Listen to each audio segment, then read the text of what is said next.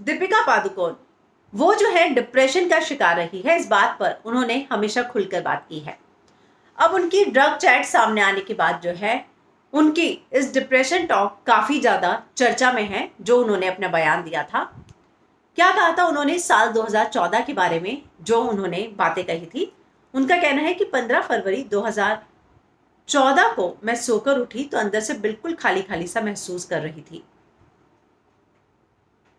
जिंदगी बेमकसद लग रही थी, मैं चिड़चिड़ी हो गई थी, जबकि मुझे कोई बीमारी नहीं थी और मुझे कई सारे काम करना, फैसले लेना अच्छा लगता था। अचानक मैं खुद को बोझ समझने लगी, मैं लगातार रोती रहती थी। सुबह उठना भी मेरे लिए संघर्ष बन गया था। मैं थक चुकी थी और मुझे अक्सर खुदकुशी करने के ख्याल आते थे। मेरी माँ ने देखा कि कुछ तो गड़बड़ है, उन्होंने डॉक्टर की सलाह लेने पर जोर दिया। बाद में मुझे एंग्जाइटी और क्लिनिकल डिप्रेशन का शिकार बताया गया। तो ये जो है उन्होंने एक अवार्ड में ये स्पीच दी थी जिसमें उन्होंने ये सारी बातें कही थी कि मुझे साल 2014 में डिप्रेशन था और उसके बाद जो है मेरी हालत बहुत ख़राब हो गई थी, जिसके बाद मैंने डॉक्टर से संपर्क किया।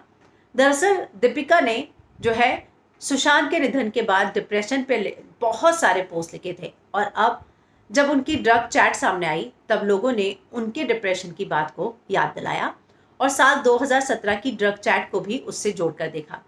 हालांकि उनका ये जो डिप्रेशन है वो साल 2014 का है और उनकी ये जो ड्रग चैट है वो साल 2017 की सामने आई है। लेकिन सुशांत के निधन के बाद जिस तरह दीपिका ने लगातार डिप्रेशन पर बात की, डिप्रेशन को इलनेस बताया था, उसको लेकर सुशांत के फैंस, सपोर्टर्स, बहुत सारे जो प्रशंसक हैं वो नाराज थे। और अब जो है उनकी ड्रग चैट सामने आने के बाद उनकी इस बयान को, जो उन्होंने साल 2014 को लेकर दिया था अपने डिप्रेशन पर, उसको काफ़ी वायरल कर रहे हैं।